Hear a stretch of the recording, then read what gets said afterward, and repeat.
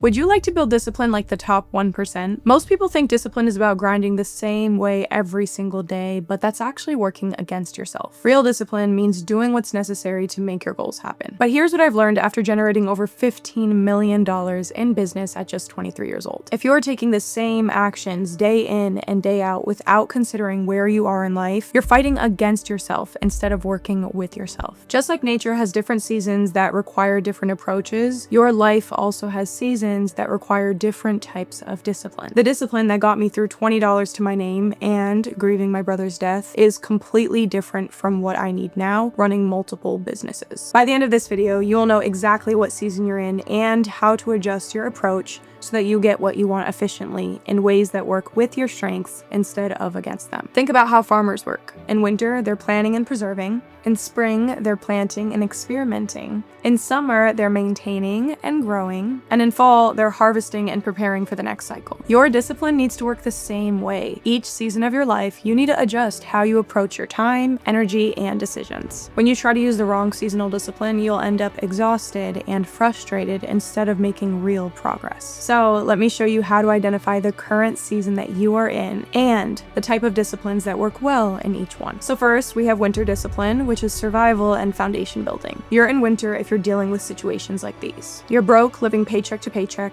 You're starting from nothing with no clear direction. You're rebuilding after a major setback like losing a job or dealing with a family crisis. You're a student wondering how you'll ever afford the life that you want, or you're working a job you hate but can't afford to leave yet. Maybe you're like Sarah. She's 24, she works in retail making $15 an hour, and she lives with roommates splitting rent. Right now, she has $200 in savings and she has big dreams, but she has no idea how to bridge the gap. Every month feels like survival mode, and when she sees people on social media doing morning routines or side hustles, she wonders how they have the time when she can barely pay her bills. For me, this is when I was working 2 full-time jobs right after my brother Khalil passed away. I dropped out of college first semester of freshman year. I didn't have any plans yet. I was barely making ends meet. Everything felt urgent because everything was urgent. When you are in winter, your resources are limited. You have minimal time, energy, and money. So your priorities have to be laser focused on basic needs, stability, and learning fundamental skills. Every decision matters because you can't afford to make mistakes. During the season, you need extreme focus on one thing, maybe 2 max, but that's it. You have to be strategic about where you invest your limited resources. For me, I focused on working and learning about business through trial, error, and reading books, but everything else got cut. You also need to build basic systems before you can scale anything. For me, I tried to read 30 minutes before bed or journal daily. One of the biggest mistakes you can make is staying in winter for too long because it feels safe. You get so used to the scarcity mindset that you don't recognize once it's time to take calculated risks and move into spring. You are ready to leave winter when you have basic stability, you've learned fundamental skills, and you have a small amount of resources to experiment with. So now let's get into spring, which is growth and strategic experimentation. You know you're in spring if you have a steady job, but also know that there is more out there for you. Maybe you've been thinking about starting a side hustle, but you just don't know which direction to go in. At this point, you should have a little bit of savings, maybe a few $1,000s that you could invest in yourself. You feel this restless energy like you're meant for something bigger, but you're just not sure what that is yet.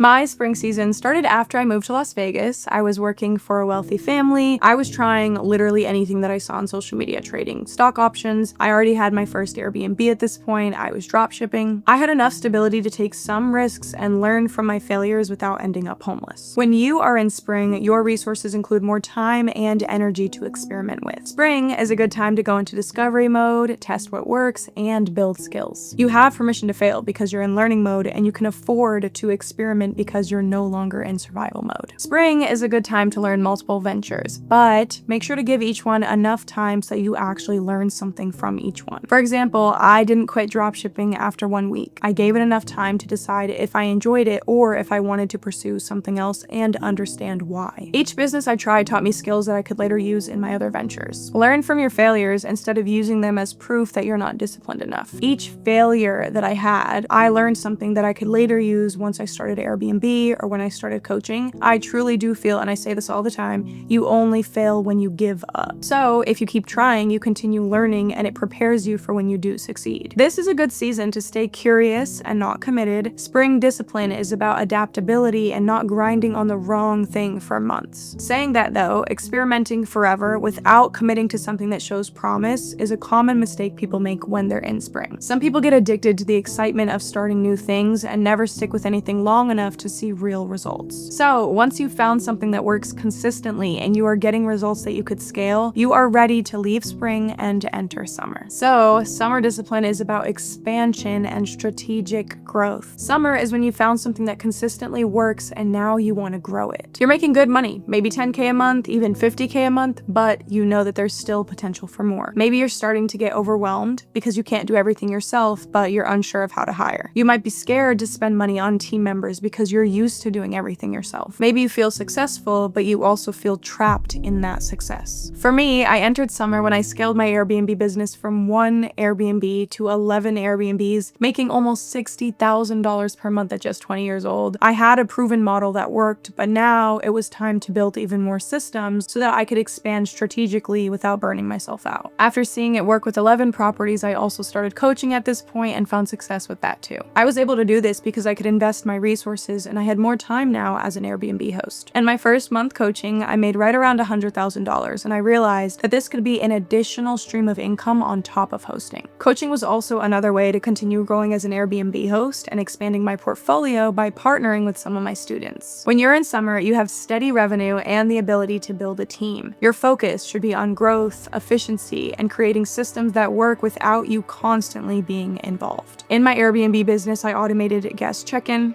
cleaning schedules, my pricing, and most of my day-to-day operations. This freed up my energy for strategic decisions and allowed me to focus on coaching. Do you remember what I said about being in winter and saying almost no to everything? Well, when you're in summer, you can say yes to things that multiply your existing success. But the thing is, when you start saying yes to things strategically, you're still adding things to your plate, right? So this is why you need to hire before you think you're ready. For me, I started hiring my family members to help with the business instead of trying to do everything myself. This gave them opportunities and gave me more time to focus on high ROI tasks. One mistake that you could make when you're in summer is getting too comfortable and not preparing for what comes next. Summer can feel so good that you don't build what you need to sustain long-term growth. Also, just because things are going well doesn't mean that you can stop being disciplined. Usually, the bigger the company, the more work that it requires. You have to stay disciplined and ready to navigate challenges because good things don't last forever, especially if you don't maintain them. You'll know that you're ready to leave summer when you've built wealth and influence and you're thinking about bigger impact beyond just building your existing business. So now let's get into fall, which is harvesting and strategic evolution. When you're in the fall season, you're thinking past just your personal success. Maybe you're thinking about how to use your platform or resources to create lasting impact. You've achieved financial success and now you're thinking bigger than just making money. Maybe at this point you have multiple income streams generating 6 or even 7 figures. You're starting to feel a responsibility to give back or create something meaningful beyond your personal wealth. At this point, you might be thinking about writing a book, starting a foundation, mentoring others, or building something that outlasts you. For me, this is where I am now. My coaching company has completely free education. I'm starting a clothing company. I would love to start a charity for orphans, build a mosque in my community. It's now about using the success that I built to create something bigger than just personal wealth. For me, the more that I can do for myself, the more I can do for others, because more money means more opportunities to make a real impact. When you're in fall, you've established wealth, influence, and a platform. So this is when you're drawn to legacy, teaching others, or creating a deeper impact. Because you have a responsibility for others and you're thinking about a bigger vision, this is the time to mentor others and create systems that help others at scale. In my case, my coaching business allows me to help thousands of people while continuing to build my wealth. Fall is also the perfect time to take strategic risks on new ventures that align with your bigger purpose. For example, my clothing company isn't just another business. It's about serving an underrepresented community and creating the clothes that my younger self always searched for. One thing I've learned is that balancing growth with giving back is so important because the more that I can help myself, the more I can help others. Now, one trap to avoid is helping everyone and losing focus on your core strengths. Just because you can afford to say yes to many things doesn't mean that you always should, and that's something to look out for. Speaking of traps, the biggest mistake mistakes happen when you're transitioning between seasons. When you're shifting from winter to spring, don't jump too fast or you'll burn through your limited resources, but don't wait too long or you'll miss opportunities. When you're transitioning from spring to summer, make sure you've actually found something that works before you start scaling. Scaling the wrong thing just creates bigger problems. And when you're in summer going into fall, don't abandon what's working just because you want a bigger impact. Build the next season on top of the foundation that you've created. Now, this video wouldn't be complete without an action plan, so let's go over it. Here's how I would apply this today. Step 1, identify your current season. Look at your resources, what feels natural versus forced, and be honest about where you actually are, not where you want to be. Step 2, adjust your discipline strategy. Stop fighting against your current season, be strategic and use the discipline approach that matches where you're at right now. Step 3, double down on learning the right skills. Each season builds the skills you need for the next one. Winter teaches focus, spring teaches adaptability, summer teaches systems, and fall teaches wisdom. Step 4, recognize transition signals. Pay attention to when your current seasonal discipline stops working. That's usually a sign that you're ready to move on to the next season. Success isn't about forcing yourself to hustle and grind 24/7. It's about being able to identify what season you're in and working with it instead of against it. The discipline that you need is already inside you. You just have to apply it to the right season. Now, your season isn't the only thing that can work with you or against you. The people around you have just as much power to accelerate your success or keep you stuck where you are. That's why I made a video about how your friends can make you rich or keep you poor. I break down the specific types of people that will either push you towards your goals or hold you back without you even realizing it. Plus, you'll learn how to tell the difference before it costs you years of progress. You can watch it right here. If this video helped you identify what season you're in, comment the one that resonates with you most, like, subscribe, and I'll see you guys next time.